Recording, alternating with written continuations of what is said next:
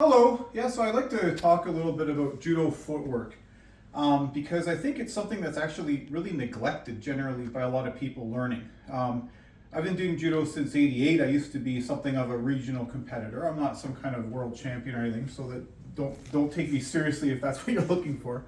But as a learner, and that's all a black belt means, I'm a learner and I'm someone who takes part in it. Something that was holding me back for a long time was just neglect of footwork skills and footwork drills. And that's one of the things you can actually do on your own that will improve your judo, as it will for a lot of other kinds of sports. So the thing is that when we walk, normally we walk like this.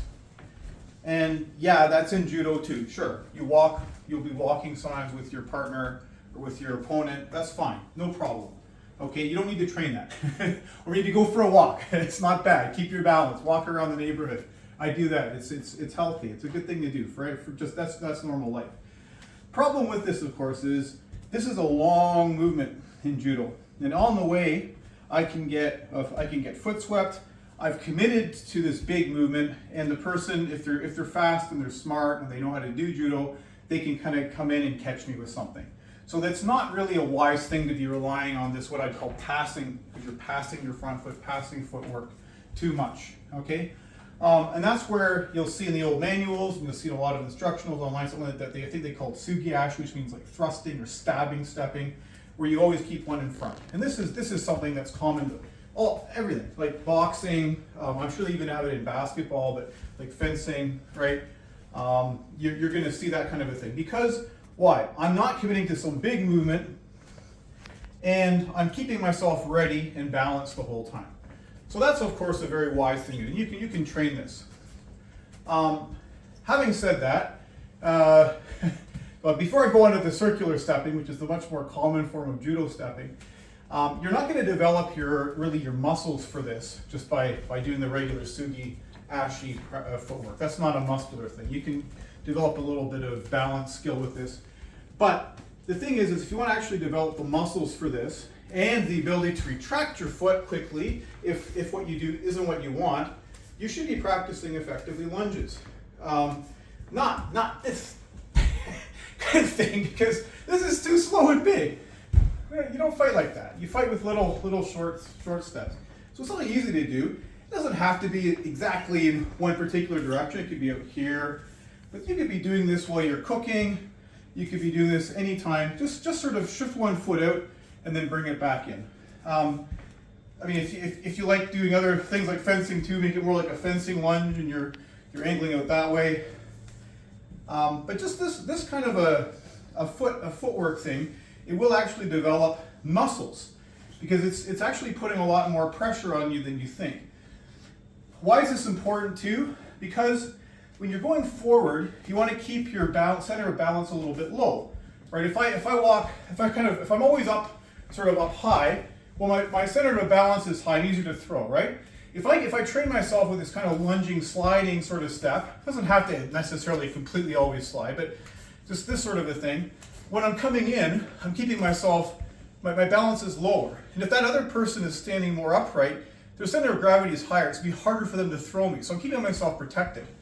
Right? So if I think of it more as instead of just sort of shifting over, I'm actually pushing one foot out and bringing the other up, which is what you develop if you do these lunges. You're going to be protecting yourself. Now, okay.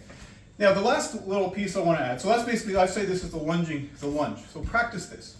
It will improve your judo, and it will make you stronger. And it'll make you stronger for a lot of moves.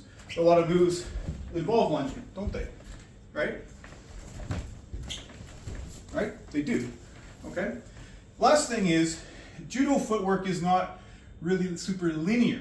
Even though the body works this way, you've got 2 points, they extend out. Okay? But in actual fact, we tend to be moving around each other. So that's where the circular footwork comes in. This is in all the old manuals too. Okay? But this is where, I call it circular because effectively you're moving around in a circle. You could train it like that if you like. But I like the idea of being able to switch direction quickly. So if you look on the squares here, that's why I'm in the front hall, you can see where my feet are on these squares. To practice this, I go and I shift over to these squares. So it's like a 90-degree shift. And I'm practicing changing my direction quickly. If I can change my direction faster than my opponent, I have a big advantage over my opponent, don't I? You see? So this is something anybody can practice. So if I was going to recommend like 3 things to practice on your own, I'd say get in your fighting stance and do especially a lot of these little lunges with whatever the front foot is. I fight this way normally, but and then switch it up too, because we're often on the other side. You've got to be good at that. And then do these circular square, circle square steps like this. And you can go all around the box if you want, but it doesn't really change anything. But the best thing is to go back and forth. Okay? And this stuff will improve your judo. And you'll find that when you're training for throws, you'll be able to understand the footwork patterns a lot better, because they're either going to be a lunge or a pivot. Usually you're going to have both. Okay? There's going to be a pivot, there's going to be a lunge, something's going to be moving around like that. So you straight or circularly. That's all you get. Okay, well I had to say that because I didn't really feel there was much out there online that really put that all together. And it's something that's been bugging me because I wanted to share these kind of thoughts with a lot of my training partners to help them out. And it's definitely helped me a lot out too. So that's my little 2 cents on judo footwork. Thank you, bye-bye.